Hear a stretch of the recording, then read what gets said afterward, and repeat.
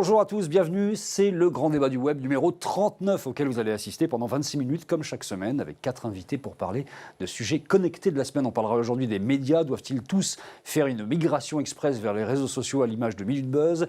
On posera la question. Et puis, que faut-il penser de ce qu'il manque éventuellement aux startups françaises pour devenir aussi fortes que leurs équivalentes de la Silicon Valley ou d'ailleurs? On posera également cette question à nos 4 invités, dont je suis fier de dire aujourd'hui qu'il y a parité parmi eux, ce qui n'est pas toujours le cas, vous l'avez remarqué si vous êtes des habitués de cette émission. On est heureux de réaccueillir, ça fait longtemps qu'on ne s'est pas vu, Mounia RK on prononce en fait précisément. Bonjour Mounia. Bonjour. Ça va bien? Oui. Vous êtes ici chez Isaïe Seed Club. Alors Isaïe, c'est un fonds d'amorçage d'entrepreneurs, en fait, un fonds d'investissement d'entrepreneurs, et c'est la partie amorçage en fait de tout ça qui a été créé plus récemment. Oui, qui a été créé en fait à l'occasion de la levée du nouveau fonds en juin 2015 et qui a pour but d'adresser justement les tickets un peu plus petits. Bon, quand on parle de tickets, c'est aux alentours de 500 000 euros C'est jusqu'à entre 1 500 million. et 1 million. Ouais. Ouais. Sur des startups qui sont donc des startups qui sont combien aujourd'hui d'ailleurs? Vous en avez On a combien? 7 investissements dans le site Pas club mal. et plein d'autres par ailleurs. Bon, ben juste avant que vous interveniez pour mettre des sous, il y a Clotilde qui prépare tous ces braves gens à venir vous voir en fait avec la méthode et ces braves gens, ces braves filles surtout, ou femmes, puisque ce sont des entrepreneureux que vous préparez, Clotilde. J'accompagne des entrepreneuses et de plus en plus des entrepreneurs aussi. C'est vrai? Ils se sont raccrochés à la La méthode. méthode existe depuis combien de temps? 2 ans maintenant. 2 ans. Ouais, 2014. Merci de revenir. Ça fait combien de temps qu'on ne s'est pas vu? Ça fait des mois. Hein, Ouais, avant les vacances, bien avant, avant même. les vacances, elle m'avait promis qu'elle reviendrait. Et revoici Clotilde. À côté, nous avons Jérémy Benmoussa. Bon, alors là, bon. Le rond de serviette n'est pas loin. Oui, sur cette émission. J'attends mon prénom gravé. Lita, Love is in the air. Exactement, qui est une application de dating qui a une approche un petit peu différente puisqu'on s'adresse au serious dating, donc les gens qui ne veulent pas juste se rencontrer ce soir, qui veulent une histoire un peu plus sérieuse. Si vous êtes des habitués, vous voyez qu'ils changent de carte de visite à peu près à chaque émission. Donc il y a eu Scadulio avant, mais ça continue aussi. Ça continue, en fait, c'est la même équipe qui a développé Scadulio, qui est une application pour Slack, et le projet sur lequel on travaille depuis un peu plus d'1 an, c'est Lita, qu'on a enfin mis dans le store. Dans les stores, sur Android et sur iOS. Lita, bah allez-y, une application de rencontre un petit peu originale, différente. Et puis Julien Jacob, salut Julien. Salut. Pareil, assez habitué de cette émission également, WeFlash notamment. Jérémy. Hein Moi, Jérémy, quand même. Oui, mais quand même, assez souvent ici, WeFlash. Voilà, WeFlash. WeFlash, en fait, on a commencé par la photo immobilière. Et en fait, on est tombé sur un gros truc juste à côté, enfin, qui était derrière, qui est d'être capable de rentabiliser en fait, toutes les prises et les captations de biens qui se vendent. Et donc là, maintenant, on part dans le food, on part dans d'autres choses, tout en restant très focus sur l'immobilier, qui est notre métier premier. En fait, c'est les clients, les grosses marques qui sont venus nous voir. Et donc, il y a un vrai truc sur industrialiser la prise de photos et maintenant de drones et du Pas reste. encore de porno, non. C'est pas encore. Il n'y a pas du vertical porno qui va se créer, pas encore. C'est pas prévu. C'est pas prévu. Bon, pas encore. Faut nous le dire. Faudra nous le dire. On parle des médias du web. Doit-il devenir 100% réseaux sociaux? C'était le 3 octobre dernier. Ça a fait un petit peu sensation dans la planète web. C'est le site Minute Buzz. Vous connaissez certainement Minute Buzz, hein, avec énormément de vidéos. Je crois qu'ils en ont produit, je sais plus, ils en produisent 600, quelque chose comme ça par mois, des vidéos, plus plein d'articles qui sont destinés à faire du clic, évidemment, sur des sujets assez grand public, on va dire. Ça porte bien son nom. Et Minute Buzz a décidé de changer de formule. Arrêt du site du jour au lendemain. Et tout ça, maintenant, se passe sur les réseaux sociaux. Quand on va sur le site de Minute Buzz, depuis le 3 octobre, on trouve une petite vidéo qui explique. Écoutez ça. Stop! Eh non, il n'y a plus de site. Mais ne prenez pas cet air étonné, regardez autour de vous, les usages ont changé. Les plateformes sociales ont envahi notre mobile, elles ne génèrent plus de trafic. Les millennials, elles bloquent de plus en plus. Le pré-roll, le display, ils n'en veulent plus sur leurs écrans mobiles. Les articles, c'est dépassé. En 2020, il n'y aura plus que des vidéos sur les plateformes. Et aux États-Unis, c'est déjà le cas. L'avenir, il appartient aux médias sociaux, les médias qui sont partout où sont les millennials. Et les millennials, ils sont où? Ils sont sur Facebook, sur Snapchat, sur Instagram, sur Twitter, ils sont partout. Ils sont partout, les médias sociaux. On parle bien des médias sociaux. C'est les 3/4 de l'audience de Minute Buzz depuis des années. En fait, le site ne représentait qu'un quart. Minute Buzz qui fait 8 millions et des brouettes de vues chaque mois, enfin de visiteurs uniques chaque mois sur les différents réseaux, qui a donc décidé de migrer, notamment vers Facebook, notamment aussi vers Snapchat, qui peut correspondre à leur cible, et puis vers d'autres endroits. C'est donc une prédominance de Facebook ou des réseaux sociaux qui est en train de se mettre en place vis-à-vis des médias. On en a déjà beaucoup parlé avec la plateformisation des médias aujourd'hui. Est-ce que ça doit devenir le modèle général? Est-ce que tous les pure players, c'est-à-dire tous ces médias qui sont nés spécifiquement et uniquement sur le web, doivent se déplacer en masse sur les réseaux sociaux et arrêter tout simplement d'avoir un .com, un .fr ou un point ce qu'on veut? C'est la question qu'on pose par exemple à Julien Jacob pour démarrer. C'est un phénomène qu'on voit depuis assez souvent, puisque déjà dans les années 2005, c'était les portails qui étaient devenus les diffuseurs des médias. Ouais. Aujourd'hui, c'est effectivement les réseaux sociaux, et on les appelle les médias sociaux maintenant, d'ailleurs. Zuckerberg a bien compris la différence. Un média, c'est quoi? J'ai une audience énorme d'un côté, j'ai des annonceurs de l'autre, et je les mets en contact. Aujourd'hui, moi-même, ayant été éditeur pendant 10 ans, jusqu'en 2005, je savais que la bataille était perdue. Donc c'est le modèle de BuzzFeed. C'est tout à fait logique ce qu'ils font. Par contre, d'aller aussi loin que ça, c'est un peu bizarre, parce que BuzzFeed vend ses campagnes en native advertising, etc. Déjà sur sa capacité à générer du bruit sur les réseaux sociaux. C'est de la pub à l'intérieur de l'édito. Qui s'intègre de manière plus ça se voit, mais en même temps, c'est plus facile à digérer. Ce qui permet parfois de faire un peu n'importe quoi. Mais bon, le vrai modèle est quand même un modèle publicitaire qui existe. Et donc BuzzFeed, puisque c'est leur modèle, a les deux en fait. Il a son site, mais c'est vrai que ce qu'il vend à ses annonceurs, c'est sa capacité à faire du bruit sur le réseau. Donc il n'y a rien de neuf, de très neuf. Ce qui est un peu surprenant, c'est effectivement d'arrêter complètement le site. Parce que finalement, aujourd'hui, ça ne coûte plus rien. Donc, il y a peut-être un effet de communication derrière tout ça, mais je ne vois pas pourquoi arrêter complètement. Minute Buzz, qui a eu des articles dans Le Monde, dans Les Échos, ce qui n'est quand même pas tous les jours, parce que Minute Buzz, quand même, c'est pas tout à fait la cible du Monde des Échos, a priori. Donc, ils ont réussi leur coup, ça. Et puis, on est en train d'en parler aujourd'hui, parce que tout d'un coup, ça peut... Pourquoi pas faire école Mounia? On verra s'ils ont réussi leur coup, s'ils atteignent vraiment leur objectif en termes de chiffres, en termes de développement commercial. Dans le pire des cas, ils perdent un quart de leur audience. Dans le pire des cas. Ouais, c'est plus compliqué que ça, parce qu'il faut quand même cibler des annonceurs qui sont capables d'aller sur de la vidéo. C'est vraiment un autre business model. On ne peut pas se dire il y a les deux. Ils ont un seul média, une seule façon de faire du business, c'est que de la vidéo. Une seule façon de vendre, c'est que du native advertising. Alors pour le coup, moi je pense que Minute Buzz, c'était vraiment le seul à pouvoir faire cette transition. Parce que ça fait déjà 2 ans qu'ils vendent que du native. Donc il n'y a plus de pub, il n'y a plus ce modèle-là. Ils sont sur une cible qui est quand même ultra jeune et ultra connectée. Ils sont lancés sur Snapchat il n'y a pas si longtemps que ça. Ça a tout de suite hyper bien marché. Je pense que Minute Buzz a fait un bon choix et c'était à peu près les seuls, à mon avis, en France à pouvoir le faire tel quel, avec des sites peut-être comme des motivateurs, des trucs comme ça, mais je pense que Minute Buzz est un peu plus sérieux. Après, moi j'ai écouté 1 ou 2 interviews que Maxime a données à la suite de ça. Il y a un risque, il y a un vrai risque et il y a une vraie ambition derrière. Alors comme tout entrepreneur, il a pris un risque. Moi je pense que c'est très calculé, ça fait 1 an qu'il prépare ça. Honnêtement, moi j'y crois assez. Je pense que il a le bon média pour le faire. Il y a un risque qui est le fait que Facebook peut à un moment précis changer la donne une fois qu'ils ont récupéré du monde. On va peut-être en parler. Mais il y a une deuxième chose qu'ils ont faite en même temps qu'annoncer qu'ils arrêtaient le site, c'est de dire on arrête les articles écrits. C'est quand même vraiment important ça. On ne fera que de la vidéo. Moi je connaissais un média qui faisait que de la vidéo, qui faisait quasiment toute son audience sur les réseaux sociaux, qui n'était pas pour les jeunes et qui s'appelait Digital Business News, mais j'en connaissais pas d'autres avant. Eh bien ils ont décidé de faire ça vraiment là. Oui, mais parce qu'il y a une question d'usage aussi. On avait déjà parlé dans une dernière émission. Moi par exemple, il y a des médias aux États-Unis que je suis et je ne vois que les vidéos qui postent sur Facebook parce que c'est un format court de 45 secondes, c'est plutôt rapide à consommer, on va dire comme ça. Et mon feed de veille entre guillemets, c'est Twitter ou Facebook. Donc on rejoint un peu la stratégie de Minute Buzz. Le fait de faire que de la vidéo, honnêtement, moi je trouve ça intelligent. C'est lourd en termes de façon de faire, parce qu'il n'y a pas encore d'outils qui permettent vraiment de faire de l'automatisation en termes de prod vidéo. Mais la stratégie de se dire on fait que de la vidéo, ça tient la route. Après, comme tu dis, ils vont être très sujets aux variations d'algo de Facebook, Twitter et d'autres. Et tu parlais dans la dernière émission du rachat de Twitter. En fonction de qui va le racheter, de ce qui va se passer dans l'algo. Personne ne va racheter Twitter, personne n'en veut là. Donc depuis la dernière émission où on avait fait d'ailleurs des pronostics qui sont tous tombés à l'eau les uns après. Tous tombés à l'eau. Mais ce que je veux dire, c'est que si l'algo de Twitter change un peu, la règle va peut-être un peu changer aussi. Je voulais passer la parole à Mounia tout à l'heure. C'est fait. En gros, déjà, il y a 2 sujets. Il y a le premier, aller sur les médias sociaux, et le deuxième, la vidéo versus le texte. Effectivement, je suis un peu d'accord avec Jérémy. Pour Minute Buzz, ça semble avoir du sens. En tout cas, d'aller sur les réseaux sociaux. Oui, d'aller sur les réseaux sociaux, en tout cas de tenter l'aventure. Est-ce que ça va se généraliser? Je pense qu'il faut ouvrir le débat. On ne parle pas que des médias qui vont sur les réseaux sociaux. On parle du fait que, par exemple, les gens ne veulent plus d'appli et sont très contents de commencer à discuter sur Messenger avec des chatbots. Ça commence vraiment. Donc, se dire qu'on va communiquer avec les gens en dehors des sites web et des applications, en tout cas des sites de destination, ça arrive, c'est évident. Et il faut être partout. Maintenant, effectivement, on devient hyper dépendant de ces plateformes-là, qui finalement deviennent les vrais médias. et nous, on devient fournisseur de contenu.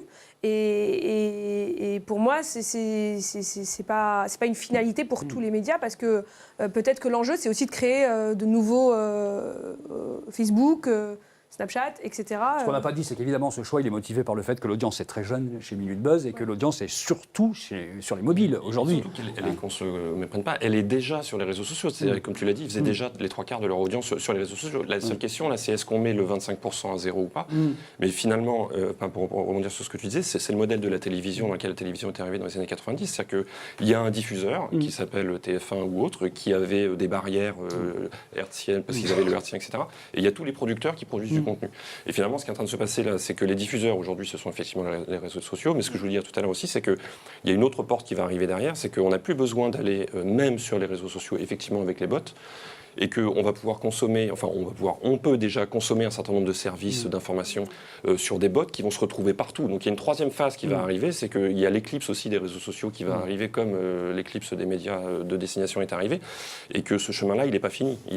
Mounia, est-ce que l'écrit, c'est un peu mort en matière de... Alors ça, pour le coup, moi, je suis pas d'accord. Enfin, je pense que, évidemment, il faut plus de vidéos, etc., parce qu'il n'y en a pas encore assez par rapport à l'usage. Donc tous les médias devraient s'y mettre. Maintenant, ça remplacera pas l'écrit. Enfin, c'est deux usages très différents. Et encore une fois, pour Minute Buzz, peut-être que ça a du sens de ne faire que de la vidéo. Si tous les médias se mettent à faire que de la vidéo... D'autant qu'il y a eu une enquête cette semaine qui montrait que chez les jeunes, dans l'utilisation mobile, pour s'informer, c'était d'abord l'écrit. D'abord l'écrit, bien avant la vidéo, bien avant les télés ou ce qu'on veut, enfin, ou YouTube. Évidemment, ils y sont, mais c'est d'abord l'écrit. Quand ils veulent s'informer, ils lisent des articles. C'est toujours le même débat. À chaque fois, on dit l'écrit va remplacer... Rien n'a jamais remplacé rien. C'est-à-dire qu'il y a des usages, comme tu le disais, qui sont différents. Et là, on est sur une audience très jeune. Faut voir les vidéos dont on parle. C'est un peu du lolcat, des trucs sympas, etc. C'est vrai que ça passe en vidéo beaucoup plus qu'en écrit. Donc c'est hyper pertinent pour eux. Ça l'est absolument pas pour plein de personnes. Le lolcat en écrit, c'est moins bien. C'est moins rigolo. C'est moins rigolo quand même. Clotilde? Moi, je rejoins complètement ce qui a été dit, c'est-à-dire qu'un média, c'est du contenu et de l'audience. Donc, si tu as du contenu, pas de monétisation du contenu si tu n'as pas d'audience, et tu n'as pas d'audience sans contenu. Donc, à partir de là, si l'audience ne vient pas à toi, il faut que tu ailles à l'audience. Et elle est où l'audience? Maintenant, c'est irrémédiable, elle est sur les médias sociaux. Donc, ce sont des aspirateurs à contenu. Donc, à partir du moment où ils aspirent les contenus, ils aspirent aussi la valeur de la pub. C'est la vraie question. C'est la vraie question. Donc, à partir du moment où ils vont capter la valeur de la pub, toi, il faut quand même que tu restes un peu indépendant. Donc là, après, c'est ton business model, c'est-à-dire comment je garde quand même les mains libres et comment je monétise et comment... Et c'est pour ça qu'on arrive à la vidéo et à l'écrit. La question de la valeur ajoutée des contenus, c'est qu'il faut des contenus hautement visibles et hautement intelligent pour pouvoir émerger sur ces autoroutes où si tu as une Passat, on ne te voit pas. Quoi. Donc il vaut mieux avoir un Combi Rose ou une Tesla en termes de contenu pour pouvoir monétiser et capter l'audience. Alors aujourd'hui, quand on met de la vidéo sur Facebook, on n'a pas de publicité qui soit associée automatiquement, comme ça peut se passer nativement chez YouTube. Donc c'est bien parce que pour l'instant, il n'y a pas du tout. On peut mettre soi-même ses propres pubs à l'intérieur et Facebook ne réclame rien. Et Minute Buzz qui fait du brand content, c'est-à-dire du contenu pour les marques, le balance sur Facebook et il n'y a pas de commissionnement de ce que j'appelle moi le B2B. Donc aujourd'hui, ils sont dans une position absolument royale. Mais est-ce que ça va durer? C'est loin d'être le... C'est pas duré, Facebook va ramasser la mise à un moment ou à un autre, ça semble évident. T'es captif. Et donc Minute Buzz prend quand même un sérieux risque en se faisant capter une partie de son business par Facebook. Et deuxièmement, il y a aussi la taxe YouTube là, que viennent de voter les députés, qui dirait que toute personne qui publie de la vidéo de façon gratuite ou payante, mais avec une destination publicitaire, va devoir payer une taxe derrière. Donc Minute Buzz serait soumis à cette taxe-là sur chacune de ses vidéos. De toute façon, pour être honnête, ils n'ont pas le choix. Ils n'ont pas le choix pour deux raisons. C'est que, l'audience ne vient plus sur les sites de destination, donc ça c'est mort. Et de toute façon, avoir une régie publicitaire, quand vous regardez les écarts, vous regardez Facebook et autres, c'est 50 milliards de dollars de chiffre d'affaires. Les plus gros éditeurs aux États-Unis, portail, ça va être 1 milliard. Donc déjà, il y a un sacré gap. Et ensuite, quand vous êtes sur les tout petits, vous êtes inexistant, même face aux annonceurs. De toute façon, cette question-là, c'est plus une option. Ils sont obligés d'y aller. Après, la question, c'est effectivement quelles barrières ils mettent. Là où ils en ont une quand même, c'est que Facebook, c'est de la machine, c'est de l'automatisation, etc. Et que la beauté du native advertising, ça ne s'automatise pas et c'est un peu artisanal. Donc Facebook va pas se mettre à faire du native advertising. Mais d'ici, surveille de façon très pointue ce qui se passe dans Instant Articles, qui est son média, sa plateforme pour les médias. Et si on met de la pub là, tout d'un coup, ils vont se servir aussi. Ils vont demander leur du classique en bannière voilà. Bon, on va rester sur cet échange-là et passer au deuxième sujet de ce grand débat du web numéro 39. Que manque-t-il aux startups françaises? Un thème qu'on a déjà abordé abordé, mais ça vaut le coup d'y revenir une fois de temps en temps, tous les 6 mois par exemple, puisque vient de sortir par exemple le baromètre EY France Digital 2016, qui vient de faire un état des lieux des performances à la fois économiques et sociales des startups en France. Ça dresse un petit portrait à partir de 224 startups. On apprend pas mal de choses là-dessus qu'on essaiera de disséminer tout au long de cette discussion. Mais ce qui est important, c'est est-ce que vraiment il y a des ratés encore dans la raquette, des trous dans la raquette, comme on dit, sur les startups françaises. Est-ce que, par exemple, il manque des talents? C'est ce que semble prouver en numéro 1 cette enquête qui dit que d'abord, le problème des startups, c'est de trouver des talents et notamment des développeurs. Est-ce qu'il y a une méconnaissance des ressorts UX, par exemple, c'est-à-dire tout ce qui est du domaine de l'expérience utilisateur? On n'est pas très très fort en France, on a du mal à trouver des gens qui sont pointus là-dedans. Est-ce qu'il y a une absence de sortie, c'est-à-dire est-ce qu'on a du problème pour vendre les startups en France et donc les investisseurs seraient gênés aux entournures pour y rentrer parfois parce que les sorties sont rares? Autant de questions qu'on commence par poser. Par exemple, à Clotilde, c'est quoi le problème principal pour les startups en France aujourd'hui? Alors moi, avant de parler de problème, je trouve que quand même l'enquête montre que l'écosystème, il est quand même très Que ça va favorable. bien.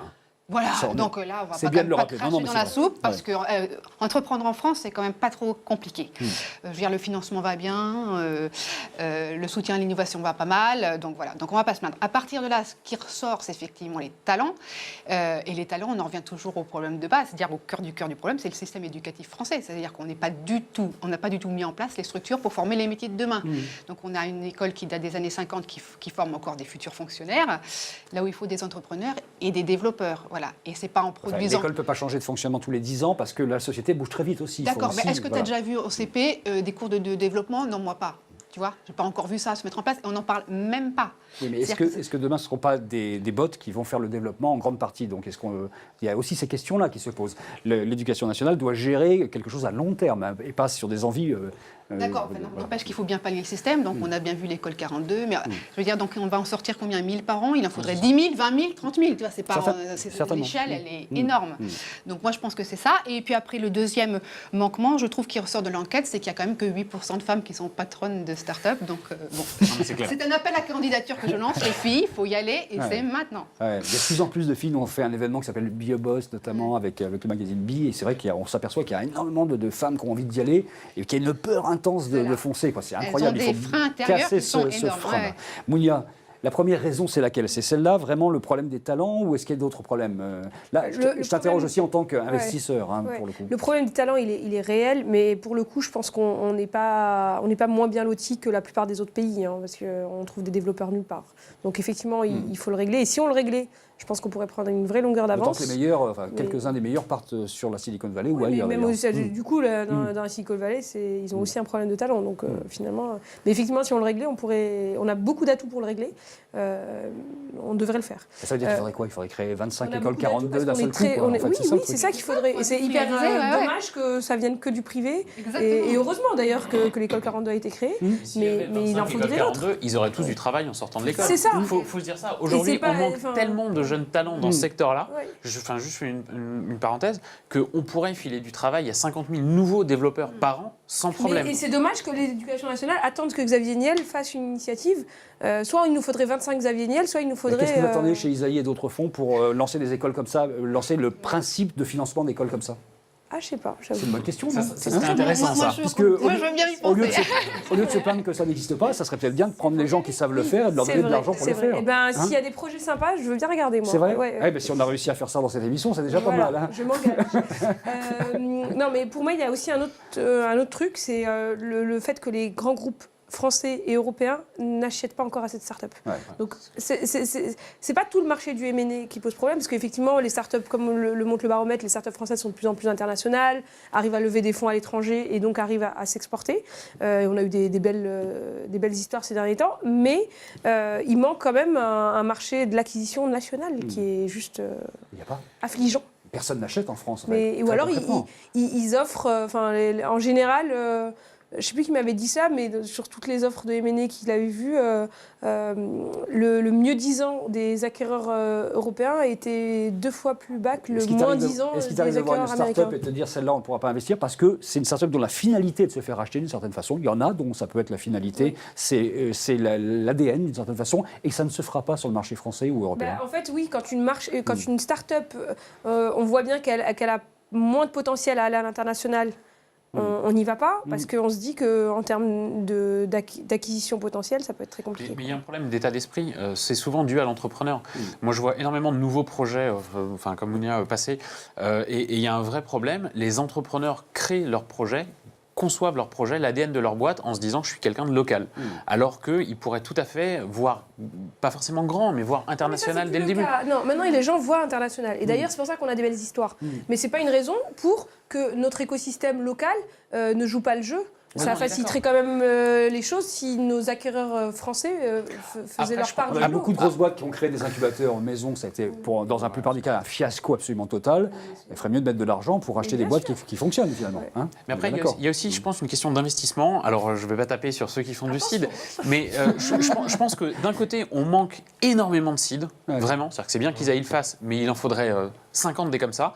Et je partage l'avis, je ne sais pas si vous avez montre que les startups n'ont pas de problème pour lever de l'argent en France. C'est quand même une des réalités. C'est pas totalement vrai. Du pré-seed, avec 500 000, on fait déjà des choses. Des projets qui ça n'existe pas très bien en France. Non, mais justement, ça n'existe pas. Moi, je fais des dossiers qui sont déjà un peu avancés. Ouais, et il y a un de tes collègues qui s'appelle Marc Rougier, qui est le patron d'Elaya, qui a publié un papier il y a 15 jours de ça, et je partage totalement son point de vue, au-delà du fait que je le connais, qui est de dire, en France, les business angels jouent pas leur rôle, il n'y a pas assez de business angels, et d'un point de vue un peu plus global, on n'a pas la fiscalité pour permettre à des gens qui ont de l'argent d'aller plus vers l'investissement dans des entreprises avec le risque que ça comporte, plutôt que vers de l'épargne. Et en France, on est champion du monde de l'épargne. Quelqu'un France Digital qui a montré, c'est 88% qui sont en fait des des investissements en business angels, qui sont des serial entrepreneurs. Exactement. Donc en fait, qui sont du cru. Donc en fait, c'est les usual suspects, ceux qu'on voit toujours. Il y a aussi l'enquête montre quelque chose d'intéressant, c'est qu'il y a un énorme pourcentage, près de 90% des gens qui sont des collaborateurs de start-up, de ces start-up qui ont été interrogés, qui sont en CDI dans les startups, qui ont un intéressement, ce qui n'était pas le cas encore il y a quelques années, ce qui veut dire que le modèle est en train quand même de changer dans la tête des entrepreneurs qui se disent il faut que je sois en phase avec, ou que les collaborateurs soient en phase avec la boîte.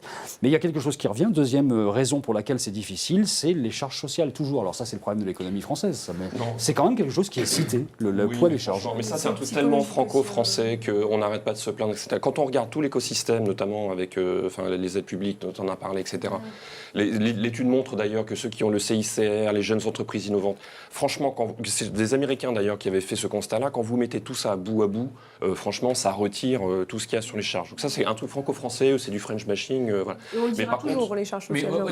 Moi, j'ai déjà dit... Ça sort dans l'enquête, moi. Moi, j'ai déjà été confronté au cas... Deuxième position. En discutant avec des investisseurs américains, ils te disent, si tu veux qu'on investisse chez toi, tu viens aux États-Unis. Mais on n'investira pas dans une boîte en France. Non, ils ne veulent pas investir dans une boîte en France parce que, d'abord, il y a la question de l'écosystème. Ils aiment bien te faire venir à côté d'eux parce qu'ils peuvent te présenter les gens de l'écosystème. Mais ça, je peux tout à fait comprendre. C'est le cas de n'importe quel investisseur. Il n'y a pas que l'argent, il y a le réseau à côté. Ça, c'est logique. Mais il y a aussi le fait qu'il y a un coût du travail qui est globalement assez cher en France, et surtout, on a une super mauvaise image aussi. Non, mais il y a l'effet, ce qui s'est passé au début avec les pigeons, enfin on pourra en reparler, ce qui s'est passé avec Montebourg.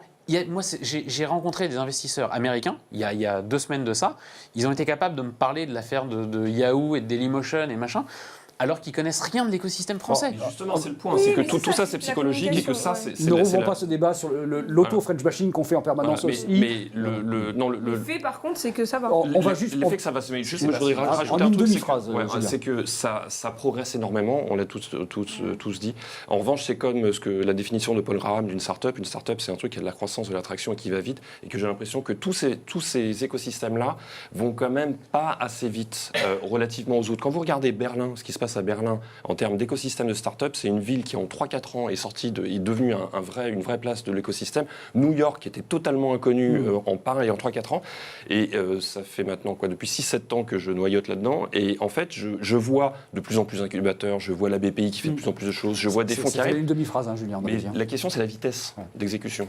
Bon, justement, très rapidement, en une phrase, mais alors vraiment une seule phrase, que manque-t-il aux start-up françaises s'il manque un truc? Julien, une phrase. Une phrase, moi je reviendrai sur la culture. Dans les écoles primaires, on peut faire du scratch. Au lycée, on peut commencer à expliquer, pour donner pas apprendre à développer, mais pour donner une culture, ça je pense que c'est le plus important. Des acquéreurs nationaux. Des sorties. Ça, c'est l'investisseur qui parle.